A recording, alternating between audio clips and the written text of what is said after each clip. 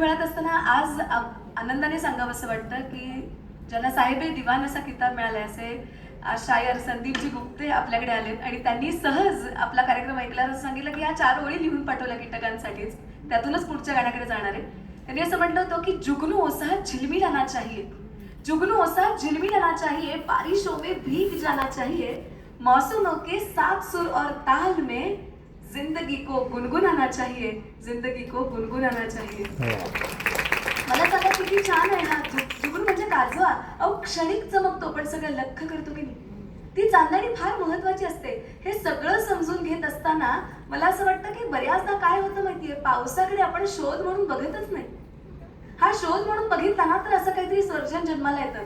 परवा लोकसभेत इतकं सुंदर वाक्य आलं होतं. त्यांनी असं सांगितलं की ज्या वेळेला पाऊस मोबाईलमध्ये येतो तेव्हा त्याचा कंटेंट होतो आणि मनात उतरतं तेव्हा त्याचं मेघदूत होतं. मी कृतीच्या अनुषंगाने सांगायचं तर कृतीत उतरतं तेव्हा प्रोजेक्ट मेघदूत होतं.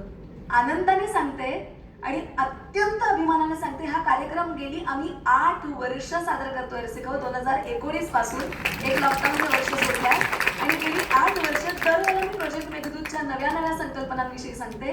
हे प्रोजेक्ट मेघदूत म्हणजे भारतातल्या पावसाचा शोध केरळ ते कन्याकुमारी आणि पार हिमालयापर्यंत घेतलेला. त्यातली 3 गावं पटपट सांगते. झालं असं की आपण हिमालयात जर गेलो तर आपल्याला वाटतं पाऊस किती महत्वाचा, तर तसा फारसा महत्वाचा नाही. याचं कारण हिमालयात बर्फ किती पडतो आणि तो उन्हाळ्यात किती वितळतो त्यावर शेती अवलंबून असते. त्यामुळे पाऊस तिथे मर्यादित स्वरूपात जरी आला तरी त्यातनं फारसा फरक पडत नाही. याच्या बरोबर विरुद्ध गोष्ट आहे राजस्थानमध्ये. राजस्थानमध्ये जर आपण आलो तर तिकडे एक एक थेंब महत्वाचा असतो, कारण अगदी छोट्या छोट्या स्तरावरती पाऊस पडतो असं आपण म्हणतो. तर तिथे करतात काय, छोटे मोठे सगळेच मोठी चादर ढगाखाली अंतरतात आणि त्याच्यात सगळं धान्य सगळ्या घरातून येऊन साठवतात. ती चादर चहूबाजूनी उचलतात आणि गोल गोल रिंगण घालत फिरतात आणि म्हणतात डो डरियो डरू डरू पालर पाणी भरू भरू असं म्हणून त्या संपूर्ण पावसाला ढगाला नैवेद्य दाखवला जातो खिचडी करून आणि मग ती गावभर वाटली जाते आणि मग पावसाचं थेंबन थेंब साठवायला वेगवेगळं नियोजन करतात. तिथे टंके खोदण्याची पद्धत आहे. 30-30 फूट सरळ खड्डा खणतात आणि त्याच्या वरती आपण नरसाळ कसं असतं तसं तिरप सगळं लिंपन करून ठेवतात की जेणेकरून आलेला थेंब झरकन आत जाईल आणि थेट तळापर्यंत पोहोचेल आणि वर्षभर पाणी मिळेल. असं राजस्थान. आणि याच्या विरुद्ध गोष्ट असते ती म्हणजे केरळमधलं, ज्याला आपण व्हेनिस ऑफ एशिया किंवा राईस बाउल ऑफ एशिया म्हणतो, ते म्हणजे गाव कुट्टनाड. समुद्र सपाटीपेक्षा खाली हे गाव आहे. सगळी मातीची घरं आहेत. आपण जशा गाड्या पार्क करतो तशा तिथे बोटी पार्क करतात. 3 वेळा भातशेती केली जाते. जरा पाऊस जास्त आला तर शेत तर जातच पण घरही जातं. म्हणून पाऊस नको वाटतो. म्हणून ते म्हणतात की एकीकडे पाऊस नसणारा, एकीकडे पाऊस हवा असणारा आणि पावसाचा फरक न पडणारा, अशी 3 राज्य आपल्याच भारतात आहेत. एकीने गंमत मला एकाच ओळी पुढच्या आणि माझ्यासाठी नाहीये. प्रोजेक्ट मेघदूत जे काम करतात मयुरेश प्रभुनेनी टीम त्यांच्यासाठी आहेत. मला असं वाटतं की एकाच वाक्यात पुढच्या गाण्यापर्यंत पोहोचायचं. तर मला मनापासून असं वाटतं की जर आपल्याला गरज कळली तर पावसाचा गजरही कळतो आणि पावसाचं गरजही कळतं, यात शंकाच नाही.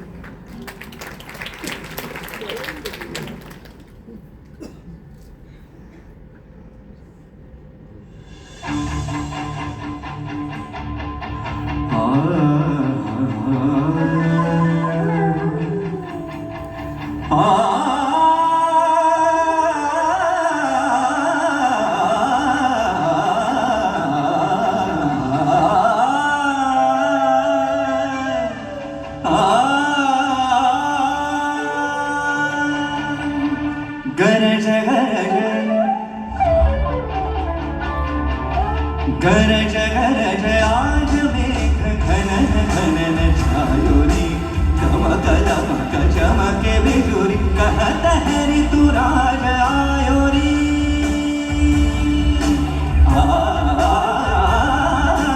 गरज गरज आज मेघ खनन खनन छायोरी, चमक दमक चमके बिजुरी, कहत है ऋतु राज आयो, कहत है ऋतु राज आयो, कहत है ऋतु राज आयो रे.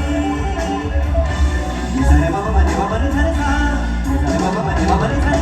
सरित के संग रंग हरित रंग में खरा,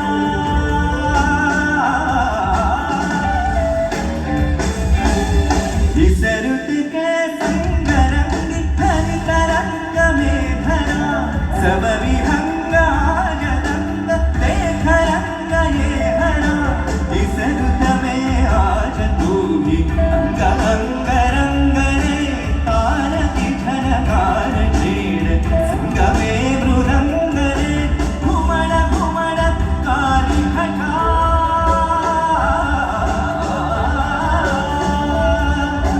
घुमड़ घुमड़ काली घटा रौद्र रूप धरके धरती का रोम रोम धड़के धड़के छन छन छन छन जल बरसे गरज गरज आज मेघ घनन घनन छायो रे चमक दमक चमके बिजुरी कहत है ऋतुराज आयो रे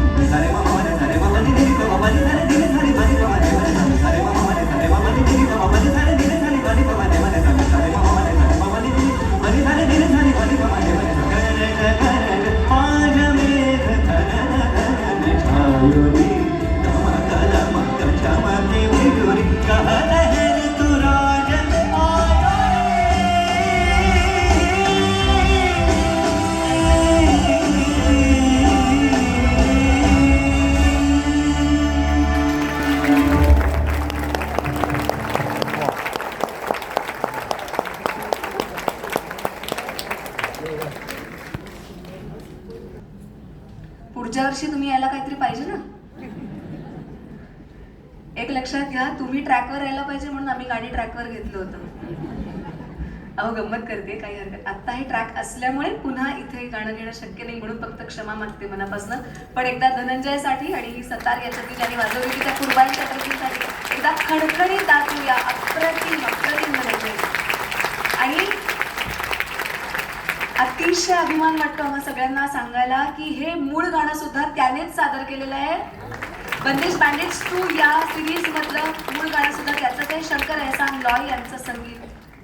आपल्या सगळ्यांना बुरळ घालणारे गाणं अप्रतिम धनंजय, क्या बात आहे. तसे गाव खरं तर ही गरज, हे त्याचं गरज होणं आपल्याला नेहमीच हवं असं का वाटतं सांगा.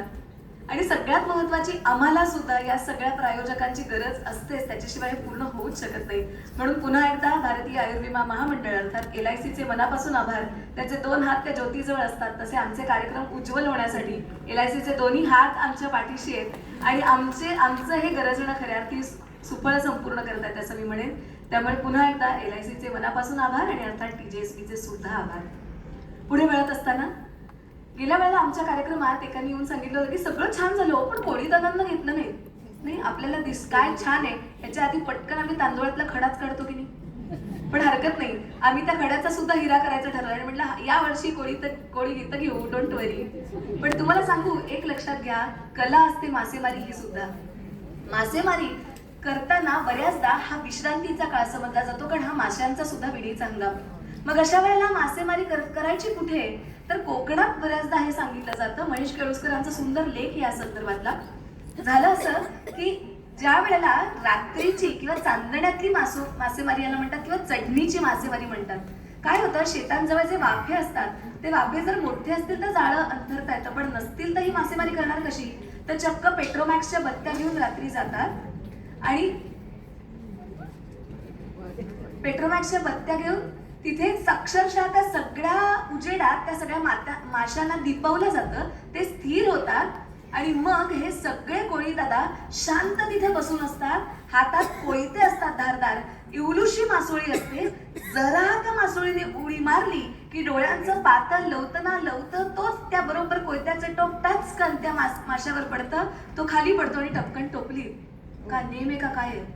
आणि अशा पद्धतीने मासेमारी केली जाते. अख्ख्या गावाला आनंद होतो कारण टोपलीभर मासे मिळाले की वाढीत वाटतात आणि चविष्ट कालवण म्हणून खातात. मी बापडी मोडक आहे, त्यामुळे मी वाचन केलेलं तुमच्यापर्यंत पोहोचवते आहे, ती चव तुम्हाला सांगते आहे. आणि गाणं जोशी मस्कर आहे, त्यामुळे आपण ढोलकर दादांना सांगूया की तुम्हीच कसं आहे ते सांगा आणि मासेमारी आपली आपली करून घ्या.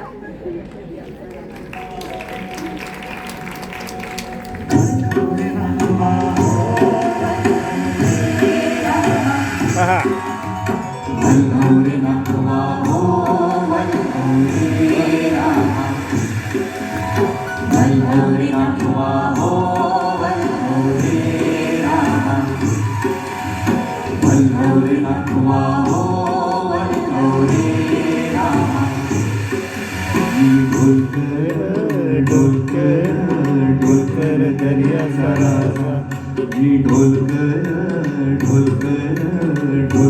दर्याचा राजा पाण्यावरी मंत्राला करतो ये जा मी ढोलकर दर्याचा राजा वल्लव रे नाखवा हो वल्लव रे रामा वल्लव रे नाखवा हो वल्लव रे रामा वल्लव रे नाखवा हो वल्लव रे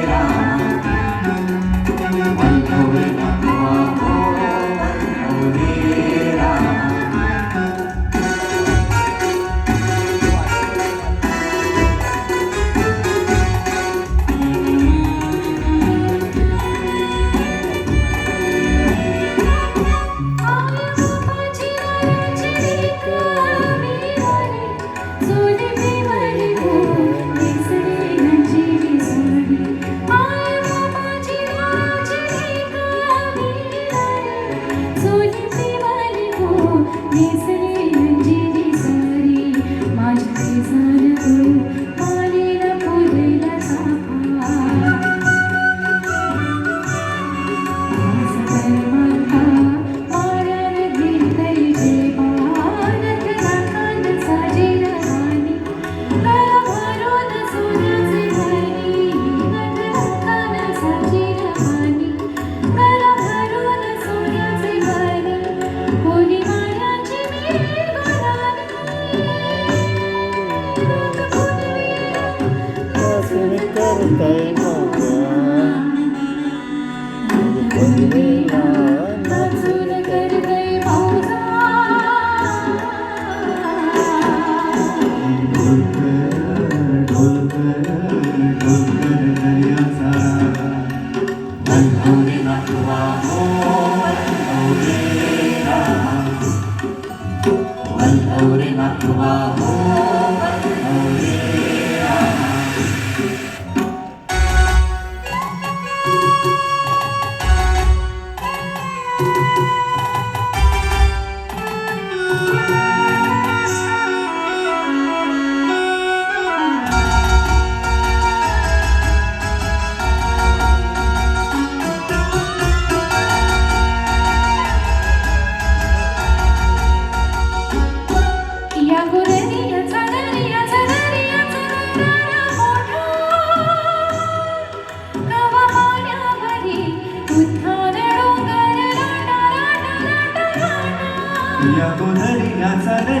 दर्याचा दरारा मोठा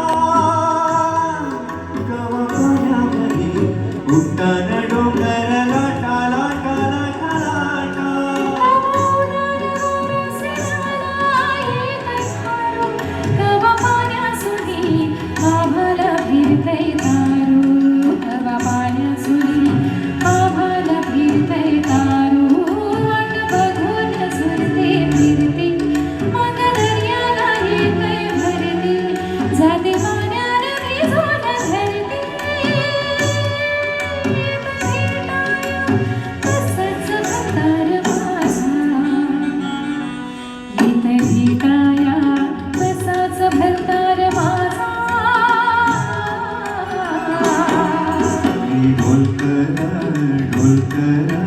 ढोलकर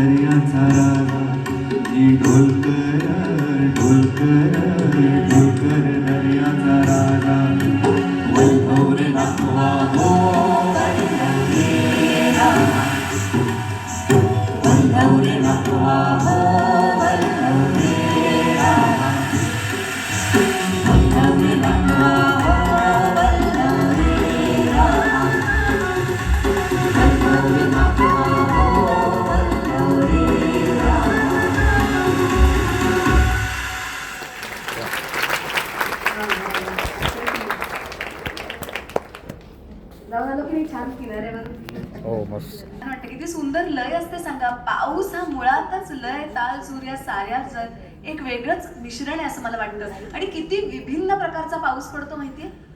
प्रत्येक नक्षत्रा गणित वेगवेगळा. मला 27 9 गेले की किती उरतात? 18. हा कोण म्हणलं शून्य? तुमच्यासाठी दाद 18 म्हणणारे बाद. त्याच्यामुळे एक लक्षात घ्या की 27 9 नक्षत्र. बिरबलाचीच ही कहाणी आहे की लहानपणापासून ऐकतोय 9 नक्षत्र 27तून वजा केल्या राहणार काय? शून्यच राहणार. कारण नक्षत्रमाला ही इतकी देखणी असते पावसातली की प्रत्येक नक्षत्र काहीतरी वेगळं सांगत राहतं. आपल्याकडे असं म्हणतात की पुनर्वसू म्हणजे तरणा पाऊस, पुष्य नक्षत्र म्हणजे म्हातारा पाऊस, मघा नक्षत्र म्हणजे सासूचा पाऊस. का? गडगडाट फार घडत काहीच नाही. पूर्व फाल्गुनी म्हणजे सुनेचा पाऊस. का? तर समृद्धी घेऊन येणारी लक्ष्मी म्हणून सुनेचा पाऊस. मग हस्ताला हत्तीचा पाऊस म्हणतात, रबीचा पाऊस, असे अनेक. आणि प्रत्येक नक्षत्रा घडीत वाहन पण बदलत जातं. आत्ता पुनर्वसू लागलंय, घोडा त्याचं वाहन आहे. घोडा म्हटल्यानंतर आपल्याकडे डोंगर माथ्यावर पाऊस पडतो. पहिल्याच दिवशी दरड कोसळून सिद्ध करून दाखवलेलं आहे. त्यामुळे आपल्याकडे अशा पद्धतीने नक्षत्र पूजा बांधली जाते. किती म्हणी आहेत माहिती आपल्याकडे नक्षत्रावरून. केवळ असं म्हणतात की मोत्यांचा तुरा, पडतील आळा म्हणजे आर्द्रा, पडतील आडदाळा तर भरतील भगदाळा, पडतील हसता तर खातील खस्ता, पडतील चित्रा तर हाल खाईना कुत्रा, पडतील स्वाती तर पिकतील मोती. अशा कैक म्हणी आहेत. आणि या प्रत्येक नक्षत्रागणी मला मान्य आहे, मला वेळेचा काटा दिसतो म्हणून मी फक्त पुढे पळत असते. तुम्हाला सगळं ऐकणं गरजेचं आहे. मुद्दा एवढाच आहे की इतकी सुंदर पद्धतीने ही सगळी नक्षत्र मला ओळखते. त्याच्यात सुद्धा फक्त हस्ताचा पाऊस जो आहे तुम्ही तुम्हाला सांगणार का वैशिष्ट्यपूर्ण आहे. आपल्याकडे असं म्हणतात की हस्ताचं जर पाणी प्यायलं तर पूर्ण वर्षभर आपण निरोगी निरामय राहू शकतो. हा पहिला भाग. दुसरी गोष्ट, हस्तातला जर पावसाचं पाणी पूर्ण अगदी थेट आपण जर साठवून ठेवलं तर ते वर्षभर शुद्ध राहतं. आता स्त्रियांना आवडेल अशी गोष्ट सांगते. जर हस्ताच्या पावसात येणाऱ्या उन्हात जर आपण जरीच्या साड्या वाढवल्या तर सुंदर जर टिकते आणि साडी विरत नाही. फोल्डर मधल्या साड्या हसतात बाहेर येणाऱ्या वेळेला कन्फर्म. आणि आणखीन एक म्हणजे त्याच दरम्यान फुलणारा केवड्याचं पान जर ठेवलं तर वर्षभर त्याचा सुवास टिकून राहतो असं म्हणतात. आणि हस्ताच्या पावसाच्या 2 थेंबांनी जर दुधात उडी मारली तर चक्क घट्ट विरजण लागतं असं म्हणतात. काय करामती करू शकतो पाऊस असं सांगण्यासारखं खूप आहे. पण मी मगाशीच म्हटलं तसं वेळेतला विरजण लागण्याच्या आत आपण नक्षत्रात त्या पहिल्याच नक्षत्राला हाक मारू आणि मग प्रयोग.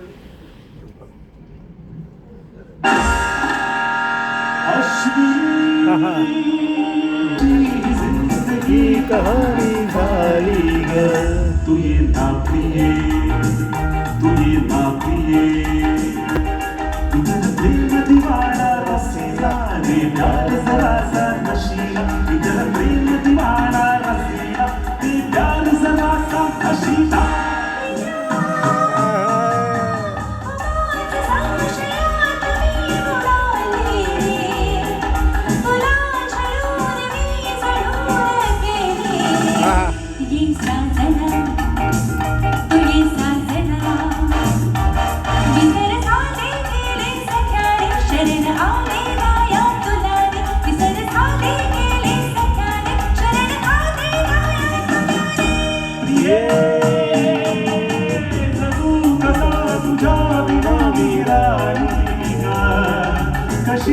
जिंदगी तानी पारी तू ये ना प्रिये, तू ये ना प्रिये.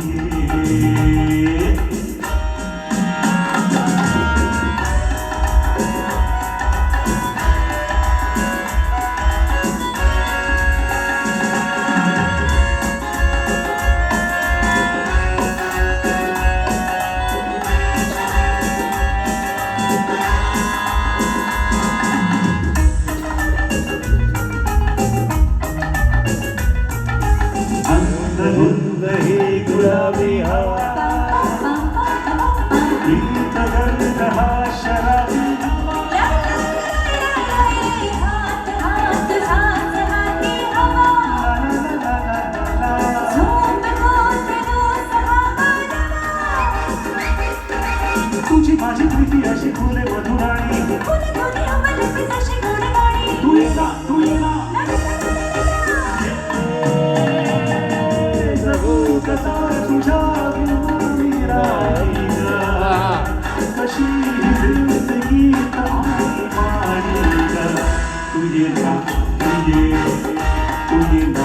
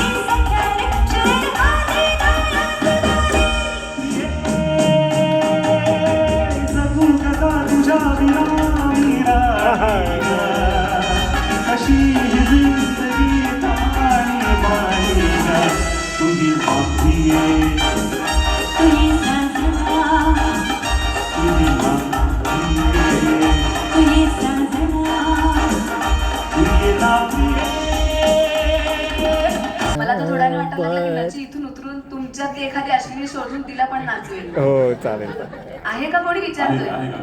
आहेत अश्विनी नावाच्या कोणतरी असतील त्यांचं गाव.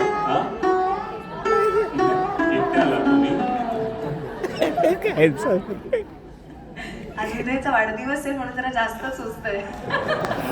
एकदा विनयसाठी एकदा मनापासून दाखवूया. क्या बात आहे. खूप खूप शुभेच्छा विनय आणि असाच छान बहरत राहा अशी मनापासून सदिच्छा. असो हे बघा आता आता गाणं झालंय त्यामुळे अश्विनी असेल की नाही छान जागेवर बसावं. चला पुढे वळूया. एक सांगू का एकदा पाऊस रोड रोमिओ झाला ना की तुम्हाला सगळ्यांना असा घुमवून येतो बघा. पण तुम्हाला एक विचारू मुसळधार पाऊस दोन अंगांनी पडतो. ज्या वेळेला दणकून कोसळतो तेव्हा तो बेभानही असतो पण मुसळधार कोसळतो तेव्हा संततधार बरसते. त्यावेळेला त्याचं हे बेभान पण सुटतं. सद्गुणांचे वाटाडे होत तो त्या संततधारेचा हात धरतो आणि साधकांचा पाऊस पण पुढे सरकतो. एक सांगू असे कहू ज्या वेळेला या सगळ्या अस्वस्थतेतून पूर्ण स्वस्थता येते त्याच वेळेला वातावरणातला सगळा बदल दिसायला लागतो. आषाढाची वारी सुद्धा काही वेगळं सांगायला लागते. अमृत सरींचे व्योम तीर्थ क्षेत्र धराही पवित्र प्रक्षाळोनी अशी अवस्था होते. थेंबांचे टाळ होतात, पानांच्या चिपड्या होतात, ढगाचा मृदुंग होतो, विजेची पताका होते आणि पावसाची वारी व्हायला मग वेळ नाही लागत. खऱ्या अर्थी ही वारी आपल्या सगळ्यांना एका बेभानपणापासून पूर्णतः भान शांत पर्यंत घेऊन येते. इतकंच नाही तर याची जाणीव करून देते की अरे चिखल तुडवत असताना कधीतरी म्हण की मी गोरा कुंभारे म्हणून बघ त्या चिखलाचा पांडुरंग होईल की नाही. अहो कधीतरी घर गळत असेल ना तर नामदेव आठवावा. पांडुरंगानं शेला अंतरला आणि गळणं थांबलं आणि नामदेव महाराजांनी आभार मानले. वाटलं पांडुरंगा आमच्याही मनाचं घर गळकच आहे रे, कधीतरी शेला अंतर ना आमचीही गळती थांबेल. आणि अशाच वारीचा विचार करत असताना काही वर्षांपूर्वी एक कविता सुचली होती. लोणावळ्याच्या सगळ्या घाटमाथ्यांवरनं चालले होते आणि आषाढाचीच वारी होती, ती वारीच बघायला चालले होते. त्याच वेळेला सुचलेले शब्द आहेत. शब्द असे आहेत की घनांचा कळस चढता डोंगरी पावसाने आरती गायली गे. घनांचा कळस चढता डोंगरी पावसाने आरती गायली गे. हिरवाईची वारी येता उरावरी धरित्री पंढरी झाली गे. पंढरीत फुटे पाषाणा पाझर दरी दरीत चंद्रभागा वाहिली गे. आता आटला की नाही एकदम चंद्रभागा खऱ्या अर्थी आटली काही क्षणासाठी इंद्रायणी सुद्धा आटली की नाही, माऊलीने दृष्टांत दिला ना. हीच ताकद असते वाहण्याची आणि थांबण्याची. अवस्था अशी असते की पाऊचेच तीर्थ प्राशन करिता मनची माऊली झाली गे, मनची माऊली झाली गे, मनची माऊली झाली गे.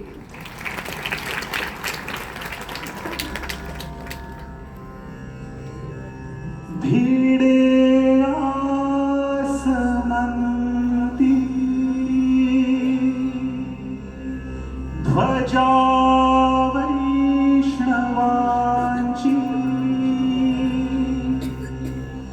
उभी पंढरी आज नादावली.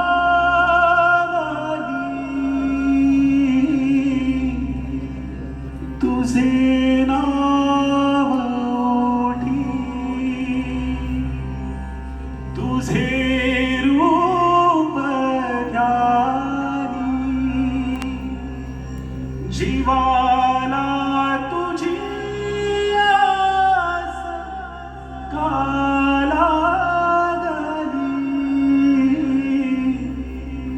जरी बाप साऱ्या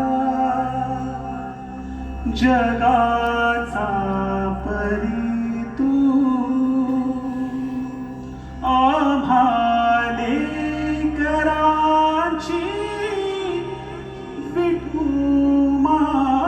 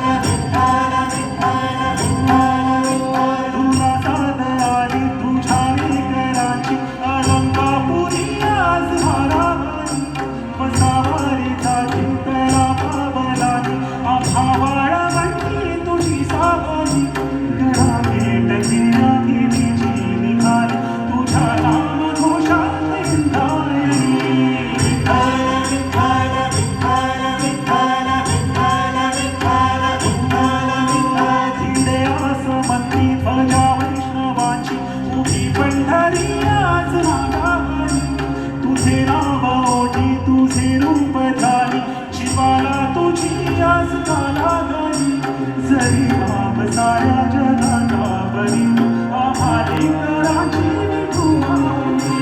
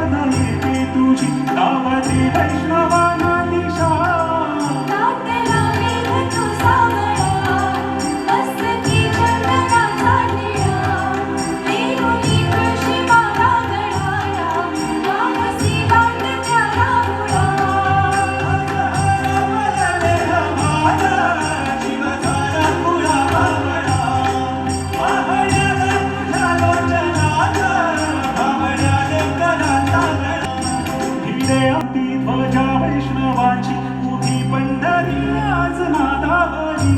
तुझे नाव ओठी तुझे रूप ध्यानी जीवाला तुझी आज काला